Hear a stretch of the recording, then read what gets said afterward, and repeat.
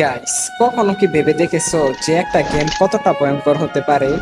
আজকের গল্পটা এমন একজন ছেলেকে নিয়ে, যে কিনা একটা সময় পড়ালেখায় খুবই ভালো ছিল, কিন্তু ফ্রি ফায়ারের নেশায় পড়ে সে তার জীবনের সব থেকে গুরুত্বপূর্ণ মুহূর্তগুলো হারিয়ে ফেলেছে।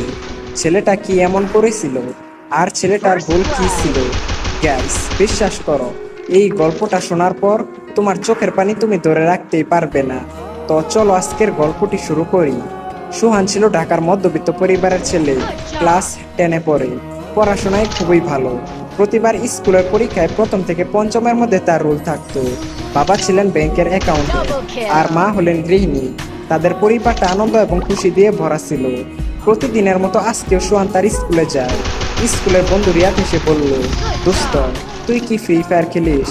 সুহান মাথা নাড়িয়ে বলল, না বন্ধু, এই গেমটার নাম অনেক শুনেছি, কিন্তু কখনোই খেলা হয় নাই।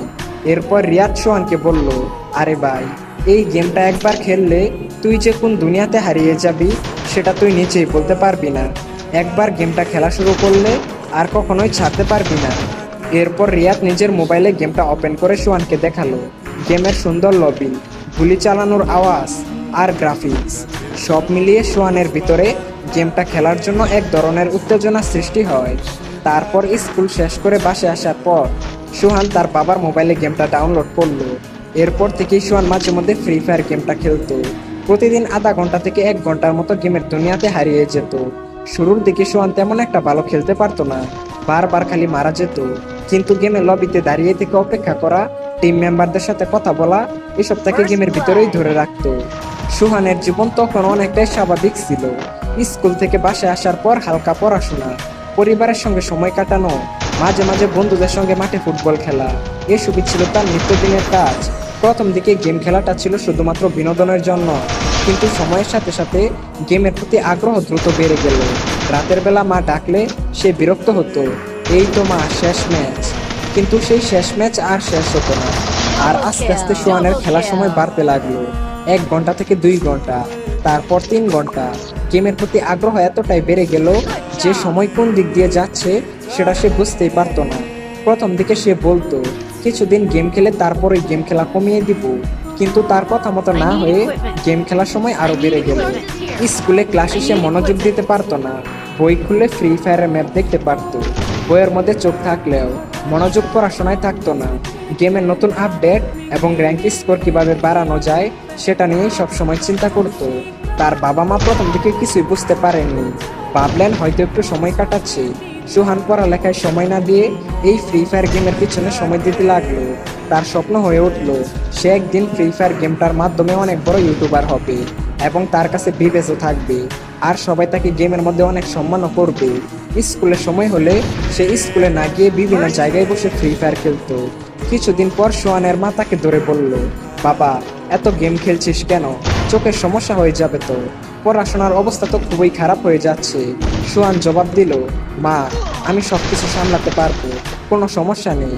কিন্তু সোহানের মা ঠিকই বুঝতে পারলো তার ছেলে এখন অনেকটাই বদলে গেছে। আগে যেমন তার ছেলের মুখে সবসময় হাসি খুশি থাকতো, কিন্তু এখন তার ছেলে পুরোপুরি চুপচাপ, কখনো রাগ করতো, কখনো মনমরা হয়ে বসে থাকতো। এদিকে সোহান নিজের রুমে গিয়ে দিনের পর দিন এই গেমটার পিছনে সময় দিতে লাগলো। গেমের প্রতি আসক্তি এতটাই বেড়ে গেল যে প্রতিদিন 15 থেকে 18 ঘন্টার মতো র্যাঙ্ক পুশ করত। আর সেই কারণে আস্তে আস্তে সোহানের শারীরিক এবং মানসিক অবস্থার পরিবর্তন ঘটতে লাগলো। সারা রাত র্যাঙ্ক পুশ করার কারণে সকালের দিকে সোহানের চোখগুলো লাল হয়ে যেত। স্কুলে মনোযোগ নেই। শিক্ষিকা বললেন, সোহান, এত মনোযোগ হারাচ্ছিস কেন? সোহান কোনো উত্তর দিল না। সোহান রাতেও গেমটা খেলতে লাগলো, এমনকি রাত 2টা থেকে 3টায় ঘুমাতো। সোহানের ঘুম কম হতে লাগলো, আর সেই কারণে মুখ ফ্যাকাশে হয়ে যেতে শুরু করলো। আর অতিরিক্ত গেম খেলার কারণে মাঝে মধ্যে সোহানের চোখ দিয়ে পানি পড়া, মাথা ব্যথা, চোখে কম দেখা, আরো বিভিন্ন ধরনের মানসিক সমস্যার সৃষ্টি হতে লাগলো। সোহান এই সব কিছু বুঝতে পেরেও কাউকে কিছুই বলতো না। তোমরা আগে হয়তো জেনেছো, সোহান একজন মেধাবী ছাত্র ছিল। সে আগে পরীক্ষায় ভালো রেজাল্ট করতো, কিন্তু এখন সে ফ্রি ফায়ারের নেশায় পড়ে আসক্ত। স্কুলের পরীক্ষার কাছে চলে আসলেও সোহান কোনো প্রস্তুতি নেয়নি। তার মন পড়াশোনা থেকে সরিয়ে গেমের দিকে চলে গেছে। এরপর কিছুদিন পর যখন পরীক্ষার রেজাল্ট আসে, তখন সোহানের রেজাল্ট আসলো ফেল। শিক্ষক ডাকলেন তার মা বাবাকে আর বললেন, আপনার ছেলে এখন আর পড়াশোনায় মনোযোগ দিচ্ছে না, সারাক্ষণ ক্লান্ত, মনোযোগহীন। আপনার ছেলের দিকে একটু খেয়াল রাখুন। সোহানের বাবা তার ছেলের এইরকম রেজাল্ট দেখে অনেকটাই হতাশ হয়ে যায়। এরপর সোহানের বাবা তার ছেলের হাত থেকে মোবাইলটি নিয়ে বলল, আজকে থেকে তোর মোবাইল টিপা একদম বন্ধ। সোহান তার বাবাকে বলল, এটা কখনোই সম্ভব না। এরপর সোহান উল্টা তার বাবার হাত থেকে মোবাইলটি নিয়ে তার রুমের মধ্যে গিয়ে দরজা লাগিয়ে দিল। যেই সোহান এক সময় তার মা বাবাকে সম্মান করত, শ্রদ্ধা করত, সেই সোহান এই গেমের নেশায় পড়ে তার বাবার সাথে এইরকম একটা ব্যবহার করলো। সোহানের বাবা তার ছেলের এইরকম আচরণ দেখেও কিছুই বলল না, কারণ সোহানের বাবা তার ছেলেকে অনেক বেশি ভালোবাসত। কিন্তু সোহানের এইরকম আচরণ দেখে সোহানের বাবার কষ্টে বুকটা ফেটে যাচ্ছিল। বস, এটা তো মাত্র শুরু। সোহান গেমের আসক্তিতে পড়ে এমন কিছু কাজ করে যেটা তোমরা কল্পনাই করতে পারবে না। এরপর থেকেই সোহান স্কুলে যাওয়া বন্ধ করে দিল। গেমের ভিতরে তার সাথে নতুন নতুন বন্ধুদের সাথে পরিচয় হতে লাগলো। ধীরে ধীরে সোহান বাস্তব জীবনের বন্ধুর চেয়ে এই অনলাইন বন্ধুদের সাথে বেশি সময় কাটাতে লাগলো। তাদের সাথে ঘন্টার পর ঘন্টা কথা বলতো। আর বাস্তব জীবনের বন্ধুদের সাথে যোগাযোগ প্রায় বন্ধ হয়ে গেল। বাস্তব জীবনের বন্ধুর চেয়ে এই অনলাইন জীবনের বন্ধুই তার কাছে আপন হয়ে উঠলো। তো একদিন সোহান র্যাঙ্ক পুশ করতেছিল, এমন সময় হঠাৎ করেই তার বাসা থেকে কারেন্ট চলে যায়। সোহান এতটাই রেগে যায় যে তার মোবাইলটি ছুঁড়ে ফেলে দেয় আর তার মাকে গিয়ে উল্টাপাল্টা কথা বলতে থাকে। সোহানের মা সবকিছু সহ্য করে যাচ্ছিল। ওহ সরি, সোহানের ব্যাপারে আরো অনেক কিছুই তোমাদেরকে বলা হয় নাই। সোহানের ভাত খাওয়ার সময় হলে সে চামচ দিয়ে ভাত খেত, এমনকি বাথরুমে গেলেও মোবাইল হাতে করে নিয়ে যেত। বাইরে ভাই, বুঝতে পারছো গেমের প্রতি কতটা আসক্ত হয়ে গেলে মানুষ এইসব কাজ করতে পারে। তখনও সোহান ডায়মন্ড কেনার বিষয়ে তেমন কিছু জানতো না। কিন্তু একদিন গেম খেলার সময় সোহানের পরিচয় হলো একজন রহস্যময় ছেলের সাথে, যার নাম ছিল হান্টার এক্স। তার কাছে ছিল সিজন 1 এবং হিপ হপ বান্ডেল। সেই গেমের মধ্যে খুবই ধনী এবং জনপ্রিয় প্লেয়ার ছিল। তো সোহান হান্টার এক্সকে জিজ্ঞেস করলো, ভাই, আপনার কাছে এত পুরাতন বান্ডেল কিভাবে আসলো? তখন হান্টার এক্স বলল, এইসব ডায়মন্ড দিয়ে কিনেছি। সোহান বলল, ডায়মন্ড কি ভাই?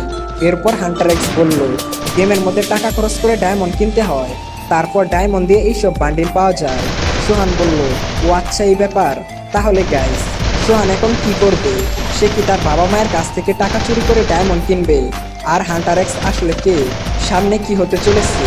এই সমস্ত কিছু জানতে হলে চ্যানেলটা লাইক এবং সাবস্ক্রাইব করে পার্ট 2 লিখে কমেন্ট করো। আর হ্যাঁ গাইস, এই গল্পটা তোমাদের কেমন লাগলো সেটা অবশ্যই কমেন্ট করে জানিও। দেখা হচ্ছে অন্য কোনো ভিডিওতে। টেক কেয়ার, বাই বাই, আল্লাহ হাফেজ।